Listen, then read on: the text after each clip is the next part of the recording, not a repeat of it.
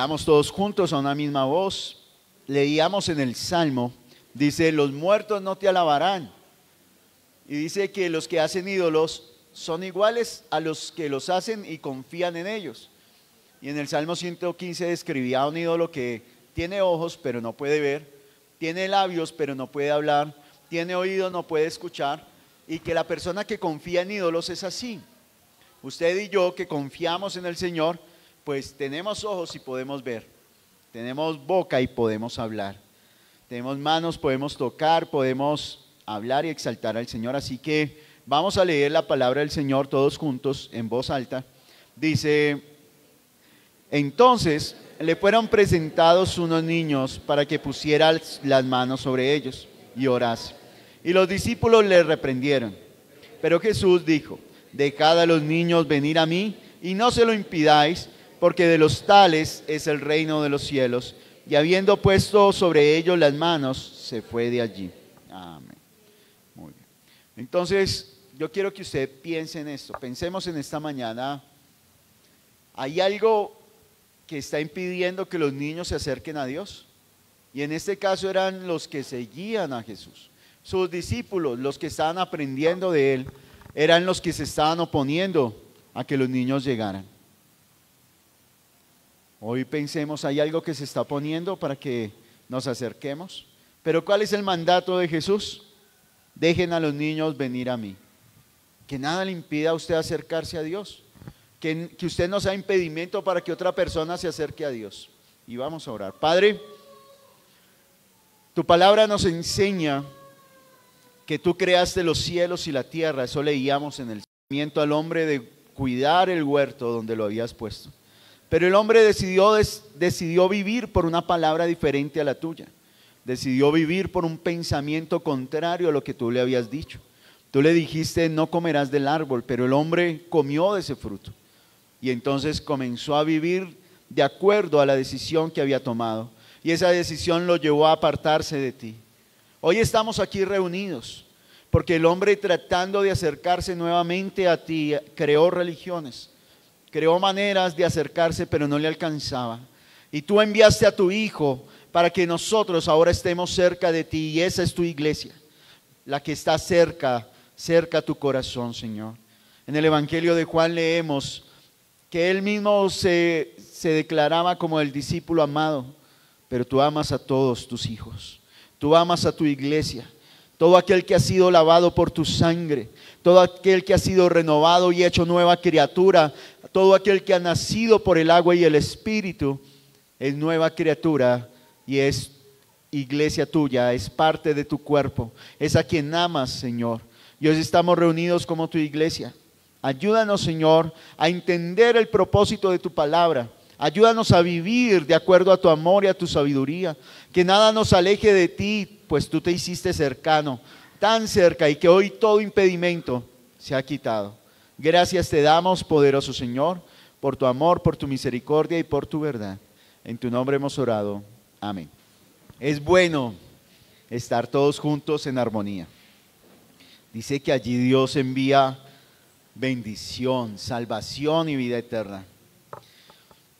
Y en Mateo ya hemos visto que un día los discípulos le preguntaron a Jesús, Jesús, ¿quién es el mayor? ¿Quién es el más grande? Y Jesús les dijo, el que sirva a los demás, el que se humille, el que se haga humilde, el que obedezca mi palabra, el que decida obedecer mi palabra, ese es el mayor. Y por eso Jesús colocó a un niño, porque para la época de Jesús, los niños no eran considerados tan importantes dentro de la sociedad hasta que cumplían los 13 años. ¿En qué sentido? Un niño era un niño. Y a ese niño se dedicaba a su mamá en la casa, le enseñaba a su papá las escrituras, lo guiaban, le enseñaban un oficio, lo ayudaban a crecer. Pero cuando cumplía la edad de 13, 14 años, había una ceremonia que se llamaba el Bar Mitzvah, que existe todavía, en el cual ya ese niño ya comienza a ser parte de la sociedad, comienza a ser parte, a tener voz y voto, ya es considerado un adulto, un hombre con responsabilidad a los 14 años. A nosotros, en nuestro tiempo, un muchacho de 14 años todavía lo vemos muy pequeño, y no le permitimos desarrollar todo su potencial. Y dice aquí que en el reino de los cielos los niños siempre han sido muy importantes y Jesús los puso como ejemplo. Usted puede ver que cuando Dios llamó a Samuel era un niño, cuando Dios llamó a Salomón era también un adolescente, cuando fueron llevados Daniel y sus amigos, Azarías, Misael, fueron llevados, es que no me acuerdo el nombre del otro, Ananías, fueron llevados allí a Babilonia cautivos, eran niños.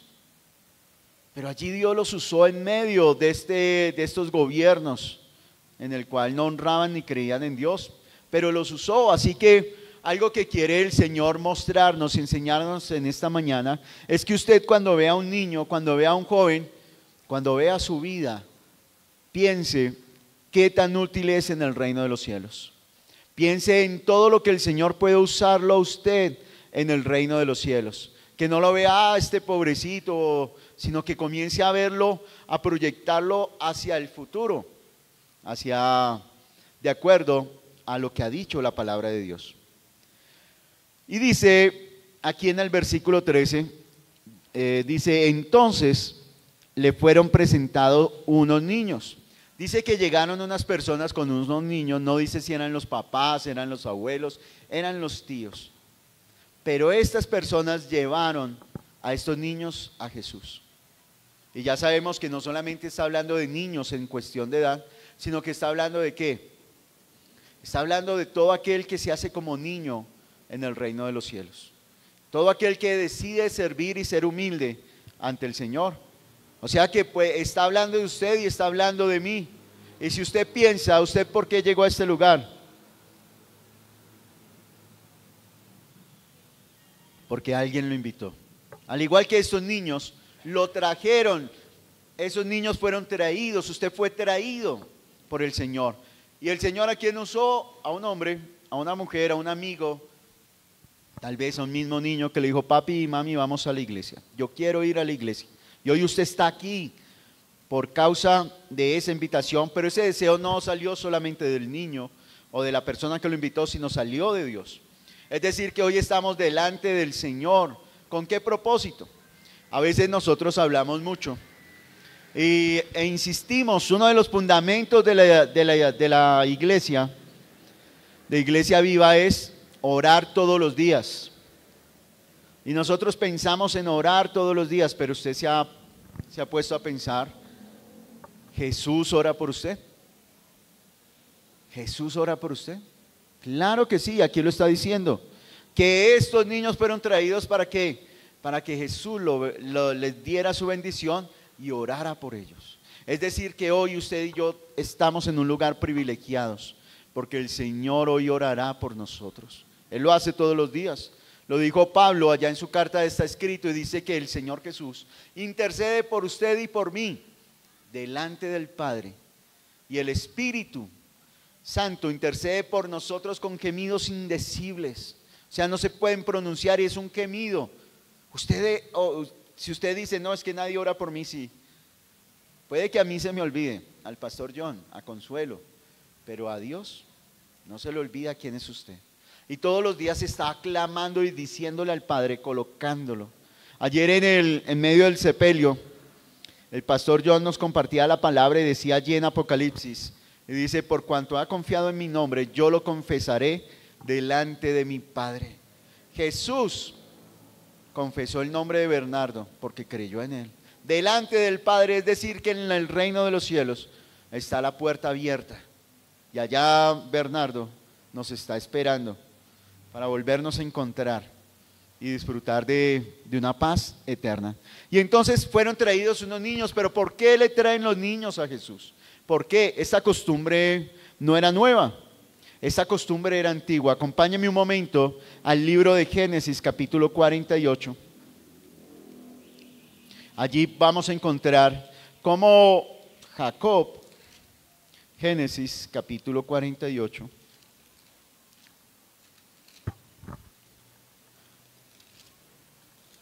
Dice así: Jacob bendice a Efraín y a Manasés. Son los hijos de José.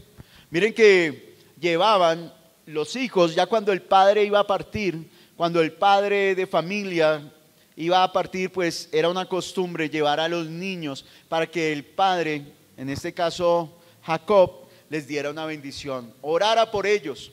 Y a través de esa oración que ese hombre hacía, que el padre hacía, declaraba o Dios le permitía mostrar lo que iba a suceder en el futuro con esos niños por los cuales está orando. Y mire lo que dice también, si usted y yo recordamos, Abraham fue el que le enseñó a su hijo, a Isaac, a temer a Dios. Y cuando fueron a presentar holocausto, cuando Dios le dijo a Abraham, ve y ofréceme sacrificio, camino de 3 días allí en el monte, dice que Abraham fue junto a Isaac, Dios le pidió a su hijo. Y allí cuando estaban, Dios fue el que le enseñó a Isaac ¿a qué? Abraham le enseñó a Isaac que Dios es el que provee. Porque cuando Isaac le preguntó, papá, aquí tenemos la leña, está el cuchillo, está todo para ofrecer el sacrificio, está el fuego, pero ¿dónde está el sacrificio? ¿Y qué le dijo Abraham? El Señor proveerá. El Señor se encargará de proveer el sacrificio. De tal manera que Isaac no tuvo que morir. ¿Quién murió en su lugar? Jesús. Isaac está representando a la humanidad que por causa del pecado debía ofrecerse, pero Dios colocó su cordero, ese cordero que fue inmolado, que hace más de 2000 años fue sacrificado y su sangre fue vertida, para que usted y yo no tengamos que morir, sino que el sacrificio fue perfecto. Es Jesús, es el Padre el que le enseña a su Hijo que Dios provee. Luego Isaac bendice y Jacob se aprovecha y va donde Isaac y se pone en los vestidos de su hermano y recibe la bendición de parte de su padre. Ahora Jacob ahora va a orar por los hijos de José. Versículo 1, Génesis 48:1 dice: sucedió después de estas cosas que dijeron a José: he aquí tu padre está enfermo.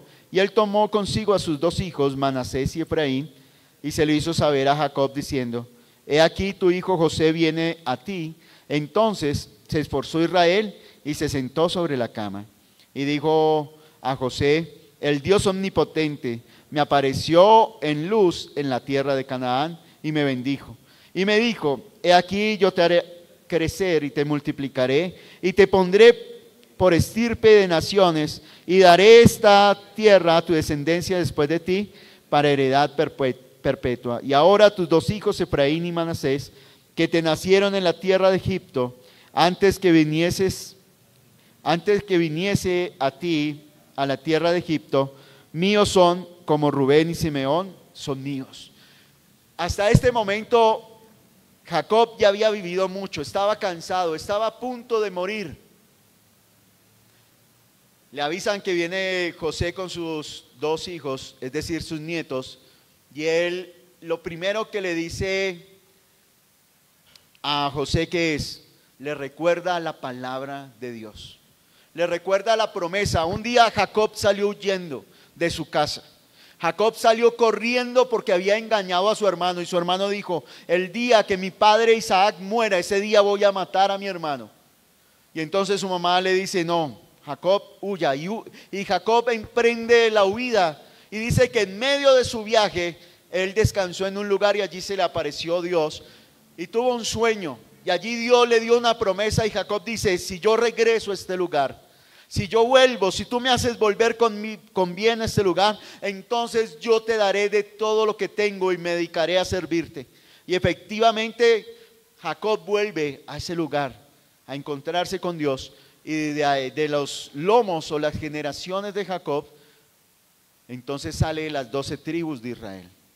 Pero aunque ya se había cumplido parte de la promesa de Dios, Jacob continúa confiando y le transmite esa promesa ¿a quién?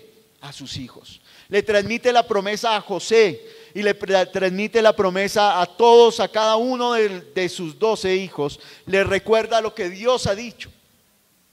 Esa es la fe. La fe es vivir de acuerdo a la palabra de Dios. Fe no es hacer lo que yo quiero. Fe es recordarle a nuestros hijos ¿Qué es lo que Dios nos ha dicho?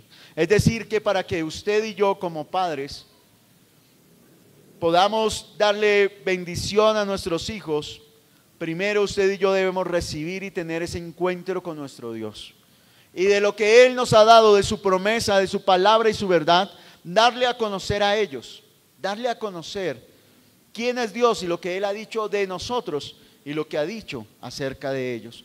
Porque la promesa y la bendición, cuando Pedro se levanta aquel día a predicar y él dice, miren, esta promesa no es solamente para ustedes, esta promesa es para sus hijos y para sus nietos y para todas las generaciones, para los que están lejos y para los que están cerca. Lo que Dios le ha permitido conocer de Él no es solamente para usted, es para quién, para todas sus generaciones. Pero ¿cómo van a conocer sus generaciones lo que Dios le ha dado? Porque es nuestra tarea y nuestra responsabilidad enseñárselos, recordarle la palabra. Y tal vez usted diga, no, yo no tengo hijos, pero si tiene sobrinos, tiene primos, tiene vecinos, conoce personas. Así que déles a conocer la palabra del Señor. Tiene una pareja, dele a conocer las bendiciones de Dios, cuéntele todo lo que Dios le ha dicho. Y dice, continúa aquí diciendo Jacob, versículo 8. Y vio Israel los hijos de José y dijo, ¿quiénes son estos? Y respondió José a su padre, son mis hijos que Dios me ha dado aquí. Y él dijo, acércalos ahora a mí y los bendeciré.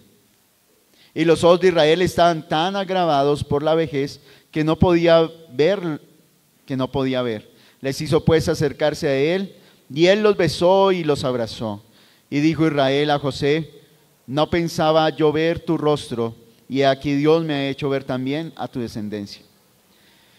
Y tomó, versículo 13, y tomó José a ambos, Efraín a su derecha y a la izquierda de Israel, y a Manasés a su izquierda y a la derecha de Israel, y los acercó a él. Entonces Israel extendió mano derecha y la puso sobre la cabeza de Efraín, que era el menor, y su mano izquierda sobre la cabeza de Manasés, colocando así sus manos adrede, aunque Manasés era el primogénito, y bendijo a José diciendo, el Dios en cuya presencia sirvieron mis padres Abraham e Isaac, el Dios que me mantiene desde que yo soy hasta este día, el ángel que me liberta de todo mal, bendiga a estos jóvenes y sea perpetuado en ellos mi nombre y el nombre de mis padres Abraham e Isaac, y multiplíquense en gran manera en medio de la tierra.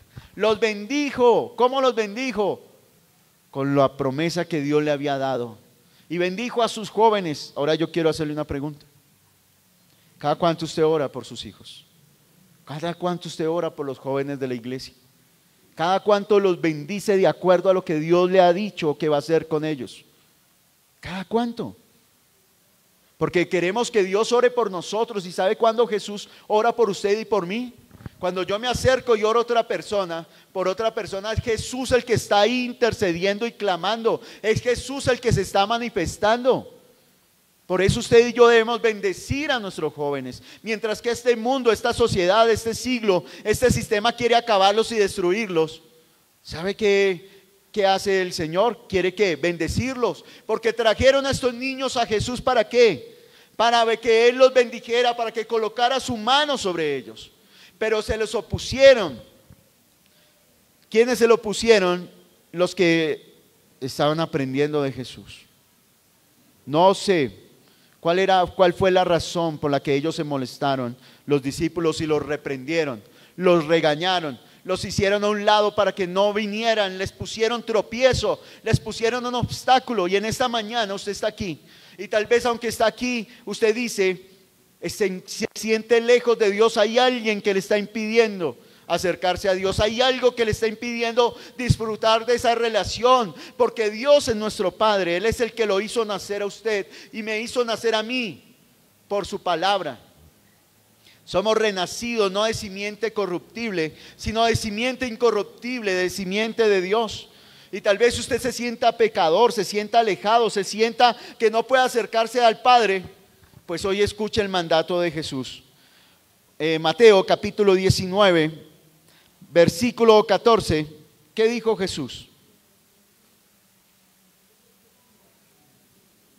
Pero Jesús le dijo, deja a los niños venir a mí. Deja a los niños venir a mí, de tal manera que lo que quiere hoy Jesús es que todo lo que le está impidiendo, tal vez el que se está oponiendo a que usted se acerque a Jesús es usted mismo, sus razonamientos, sus pensamientos. Es usted el que se está colocando tropiezo para no acercarse a Jesús. Pero hoy Jesús nos dice, déjenlos, vengan a mí. Vengan, déjenlos que yo quiero orar por ellos. Yo quiero bendecirlos. Ese es el deseo del Padre. Para eso vino Jesús. No para condenarlo, sino para darle la libertad, para librarlo. El hijo de Bernardo, Andrés, él conoció la parte de Bernardo perdido en el mundo, esclavo de los vicios y de los pecados, esclavo de la droga, andando como habitante de calle por esta ciudad. Él conoció eso de su papá, el abandono. Cuando él se enteró que su papá falleció, yo hablé con él, él me dijo, ¿y ahora Bernardo?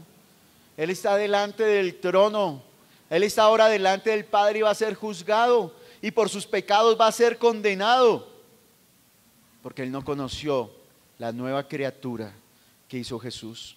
Y yo le dije, no se preocupe por eso, Andrés, porque Bernardo, ese juicio ya ocurrió. El juicio no ocurre después cuando morimos, no, el juicio ocurre mientras que estamos en vida. Juan capítulo 3, versículos del 16 en adelante, Jesús dijo, el que cree en mí no es condenado. El que no cree en mí ya ha sido condenado, porque no ha creído en el nombre del unigénito Hijo de Dios. Si usted está esperando a morir para que se ejecute el juicio, ya sabemos cuál va a ser la declaración del juez eterno: salvo o perdido, conmigo o apartado de mí. Como leíamos en el Salmo 115, con Dios o lejos de Dios. En el Seol, porque por eso decía, en el último versículo decía, los muertos, los que están en el Seol no te alabarán. Los que están en el Seol no glorificarán a Dios. Y no se está refiriendo a todos los que mueren, sino a los que la muerte los atrapó y no los soltó, porque no fueron lavados, limpiados por la sangre del Cordero. Aquellos que no fueron transformados por la palabra del Señor, a eso se refiere. Cuando la Biblia habla de muerte, no solamente se refiere a la muerte física, sino al estar separados de Dios, al estar alejados de Dios, al no creer en Jesús. Esa es la muerte de la cual habla la Biblia. Por eso los que están en el Seol no alabarán al Señor. Y dice, leamos el último versículo del Salmo 115, mire lo que dice. Porque, ¿cuál era la razón de que trajeran tantos a los niños a Jesús? ¿Por qué no se los llevaban a otra persona, al abuelo? A otra persona que fuera. ¿Y por qué sí traerlos a Jesús? Hay personas que necesitan ser llevados a Jesús. Salmo 115 dice, no alabarán los muertos, ni cuantos descienden al silencio. Versículo 18, léalo conmigo. Pero nosotros bendeciremos desde ahora y para siempre, aleluya. Porque dice aquí el salmista, nosotros alabaremos al Señor, mientras que los muertos guardarán silencio. Nosotros alabaremos al Señor desde ahora y para siempre, aleluya. ¿Qué detendrá que usted y yo alabemos a Dios? ¿Qué detendrá? Pues que nosotros estamos vivos y nada podrá separarnos del amor de Dios que es en Cristo Jesús, Señor nuestro. Pero ¿por qué llevaban a los niños a Jesús? ¿Quién era Jesús? Juan capítulo 5, acompáñame un momento. Evangelio de Juan. Capítulo 8. Evangelio de Juan capítulo 8, mire lo que dice Jesús. ¿Quién es Jesús? Esta porción la leímos esta mañana. Jesús les dice lo siguiente. Juan capítulo 8, encuentran a una mujer sorprendida en adulterio, la quieren apedrear, eso dice la ley, pero no llevaron al hombre, en realidad querían ponerle trampa a Jesús. Pero aquí en Juan capítulo 8, ellos dicen, Jesús, ¿qué hacemos? ¿La apedreamos o no? Versículo 10. Enderezándose Jesús y no viendo a nadie, sino solo a la mujer, le dijo: mujer, ¿dónde están los que te acusaban? ¿Ninguno te condenó? Versículo 11, léalo conmigo. Ella dijo: ninguno, Señor. Entonces Jesús le dijo: ni yo te condeno, vete y no peques más. ¿Qué vino a hacer Jesús? ¿Por qué le llevaban los niños a Jesús? Pues para que orara. ¿Pero por qué? Porque Jesús no es el que condena. ¿Qué le dijo Jesús? ¿Esa mujer merecía la muerte por su pecado? Claro que sí. Porque estaba no solamente dañando y maltratando su vida, sino la vida de ese varón, el hogar y toda la sociedad la estaba corrompiendo con su pecado. Merecía ser corregida. Pero ¿qué le dijo Jesús? Ni yo te condeno, vete y no peques más. Y hoy Jesús nos está diciendo lo mismo. Usted que fue invitado, usted que lo trajeron, usted que vino, ¿sabe qué le está diciendo Jesús? Ni yo te condeno. Es hora de que usted se acerque a Jesús, que eso que usted está haciendo, que le está impidiendo acercarse a Jesús, hoy se ha quitado y usted se encuentre con el que lo libra de la condenación eterna, con el que lo libra del pecado y que limpia su conciencia y que lo libra de sus enemigos. Esa es la iglesia. Venga, acérquese a Jesús. Jesús, ¿qué le va a decir? Ni yo te condeno, pero quiere quitarle ese pecado. ¿Qué más dice Jesús que lees en Juan capítulo 8? Dice versículo, ya les digo el versículo. Versículo 12. Otra vez Jesús les habló diciendo: yo soy la luz del mundo. El que me sigue no andará en tinieblas, sino que tendrá la luz de la vida. Está diciendo dos cosas allí Jesús: que el mundo está en tinieblas y por estar en tinieblas no tiene vida.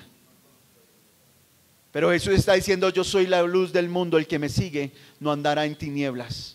Ahora pregúntese usted cómo está andando. ¿Están andando bajo la luz de Cristo? Salmo 115, 119, 105 dice: lámpara es a mis pies tu palabra y lumbrera mi camino. ¿Qué quiere Dios? Alumbrar su camino. ¿Cómo lo hace? Con la palabra que salió de su boca. Es que en el Salmo 109 dice: en mi corazón, 19, en mi corazón he guardado tus dichos para no pecar contra ti. Y algo que yo resalto de Bernardo es que él propuso desde la pandemia. Él estaba ya viviendo en una habitación solo. Estaba pasando un proceso muy fuerte, pero él comenzó a aprenderse de los salmos. Dios colocó ese deseo en su corazón y él comenzó a aprendérselos. Y se sabía muchos, no sé la cantidad, sé que él me decía: yo me sé más de 2000 versículos de los salmos, me sé tantos capítulos de Proverbios, y lo último que se estaba aprendiendo a Bernardo era el Evangelio de Juan. Usted lo veía y él llegaba con su radio, colocaba la canción y cogía la Biblia y se sentaba y comenzaba a leer y a aprender y a repetir. Y después de un momento comenzaba a orar recitando los salmos, recitando la palabra. ¿Por qué?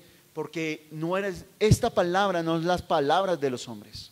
Dice que fue inspirada por el Espíritu Santo. Y cuando usted comienza a atesorar esa palabra en su corazón, su vida comienza a ser transformada.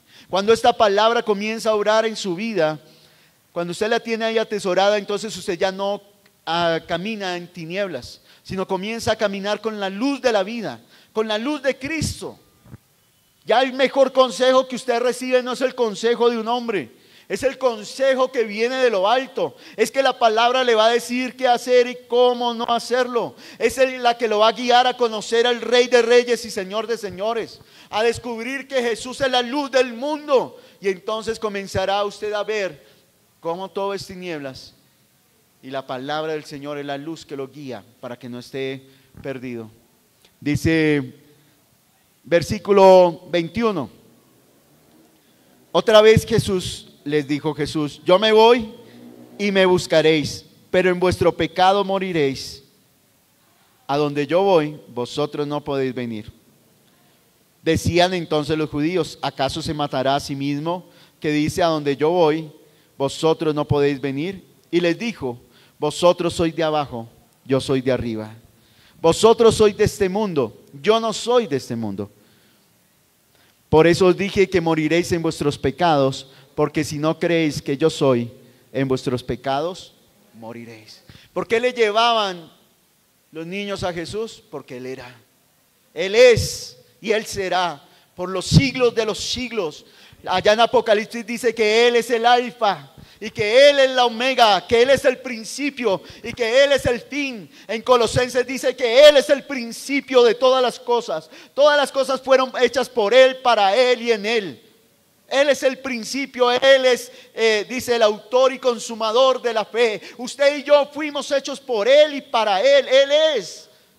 Juan el Bautista le envió a decir, esperaremos a otros. Y Jesús le dijo, miren, vaya, díganle lo que está sucediendo. Los ojos de los ciegos son abiertos, los oídos de los sordos están destapados y a los pobres se les anuncia el reino de los cielos. Jesús es el Hijo de Dios, Él es el yo soy. Y si usted y yo creemos que Él es el yo soy, pues ya dejaremos de ser de abajo y seremos de arriba.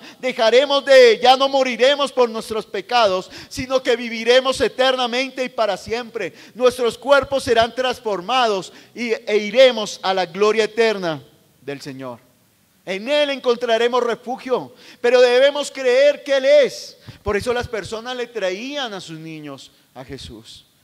De verdad que para mí es preocupante, no solamente para mí, sino para el pastor John, cuando vemos que los padres no llevan a sus hijos a Jesús, los llevan a estudiar, los llevan a trabajar, los llevan, bueno, cuando están más grandes, ¿no? Los inculcan para que aprendan. Pero cuando es momento de orar, de ir a la congregación, si sale otra actividad, los dejan ir. Y miren, volvamos otra vez a Mateo capítulo 19.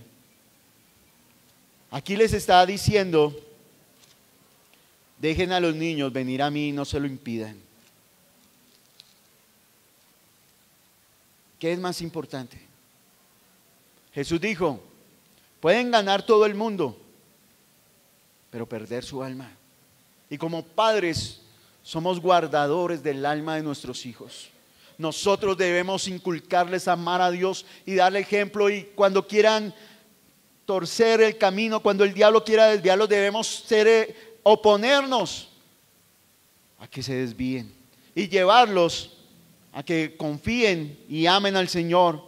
Miren lo que dijo, pero Jesús les dijo, dejad a los niños venir a mí y no se lo impidan, porque de los tales es el reino de los cielos. Sus hijos, mis hijos, bueno, mi hijo, es que cuando llegó mis hijos, yo estoy pensando en toda la iglesia, ¿sí? Entonces me preguntan que si yo tengo un hijo escondido. No, yo no tengo ni un hijo perdido, ni no reconocido, no, solamente tengo un hijo, para que no hayan dudas. Bueno, pero cuando yo digo mi hijo, estoy pensando, mis hijos, estoy pensando en los jóvenes de la iglesia. Estoy pensando, usted y yo, usted no solamente tiene unos hijos, los que tiene 1, 2, 3, debe pensar en quiénes, en todos los que están aquí, los que usted ve cada domingo, cada sábado, y ore por ellos. Y debe velar para que no se pierdan. Debe velar para que ellos aprendan de usted. Por eso es tan importante que usted y yo rindamos el culto, que oremos, que cantemos, que leamos la palabra. Ellos van a aprender de usted y de mí. ¿Se acuerdan cómo oró Jacob? Dijo, el Dios de mis antepasados, el Dios de mis padres, el Dios que los bendijo. Miren, Abraham, Isaac le contaron a Jacob que Dios les había dado una promesa.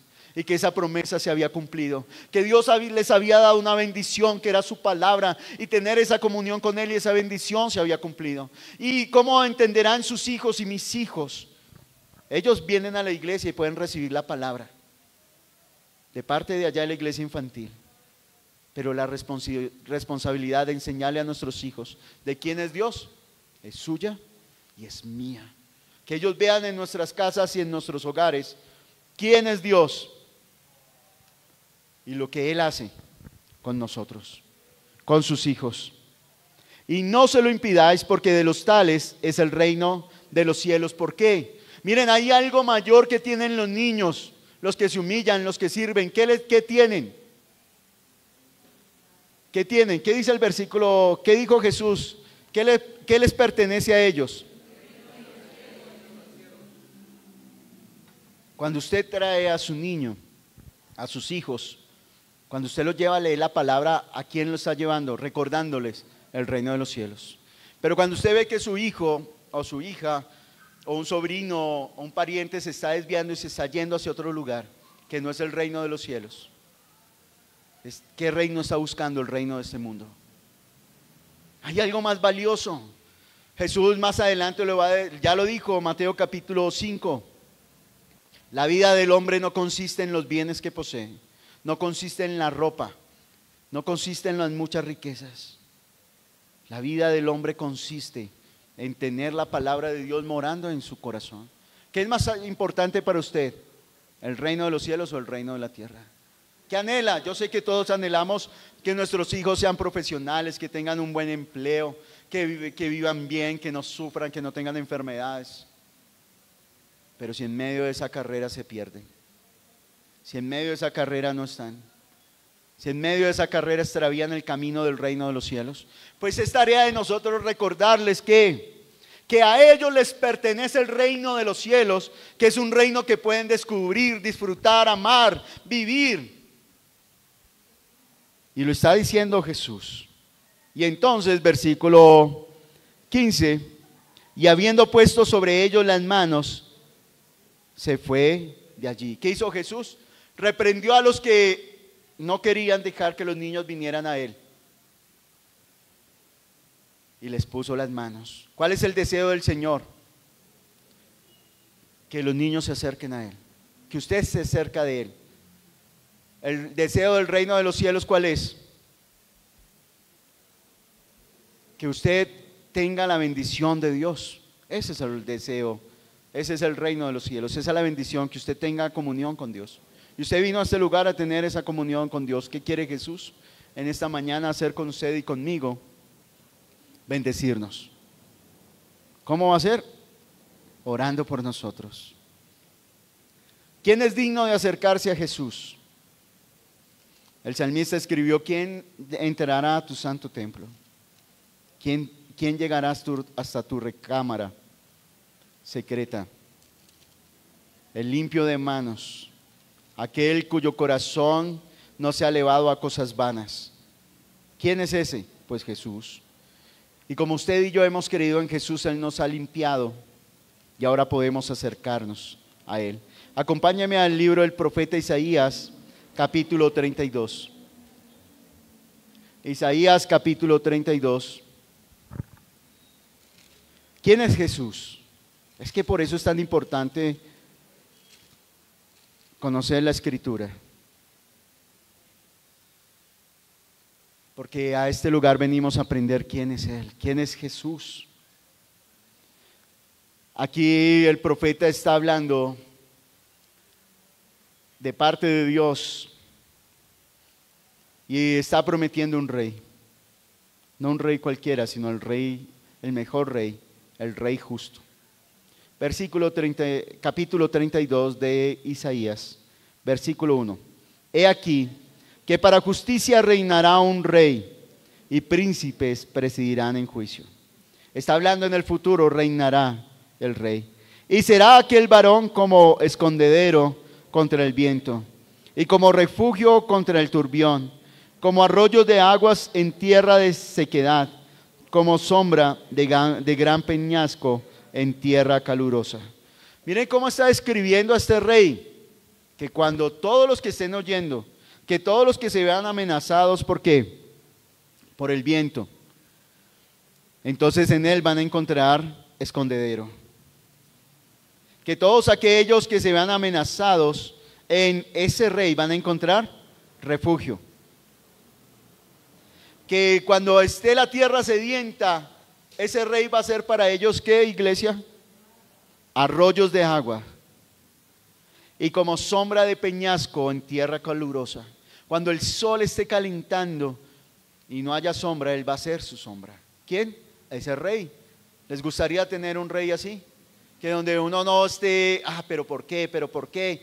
Y que haya una queja, sino en lugar de eso, que podamos, cuando venga el viento y veamos el viento soplar tan fuerte que nos dé miedo, poder acudir a Él. ¿Les gustaría tener ese rey? Mire lo que dice. Sigue diciendo. No se ofuscarán entonces los ojos de los que ven, y los oídos de los oyentes oirán atentos. Y el corazón de los necios entenderá para saber, y la lengua de los tartamudos hablará rápidamente y claramente.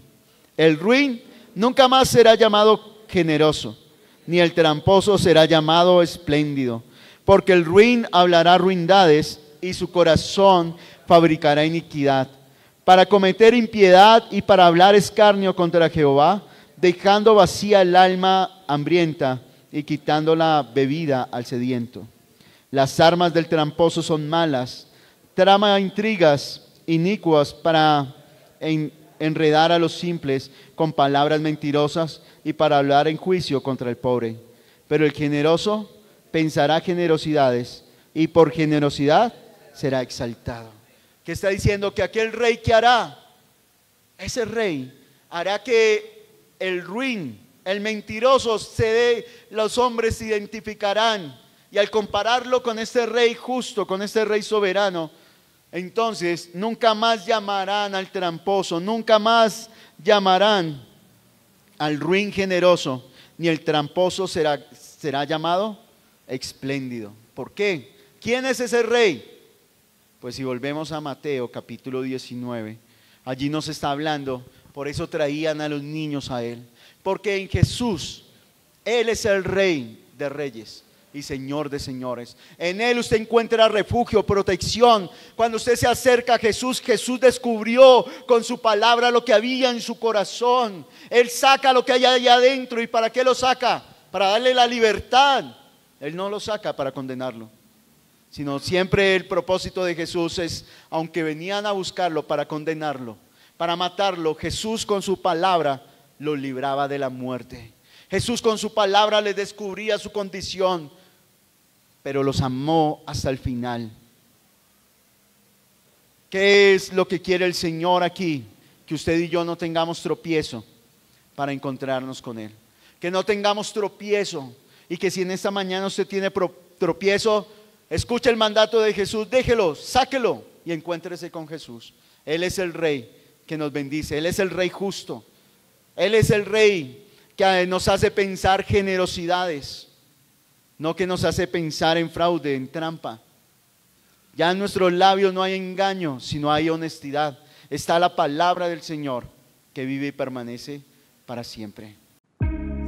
Te invitamos a que te suscribas al canal de Nuestra Iglesia Viva y actives la campanita de notificaciones.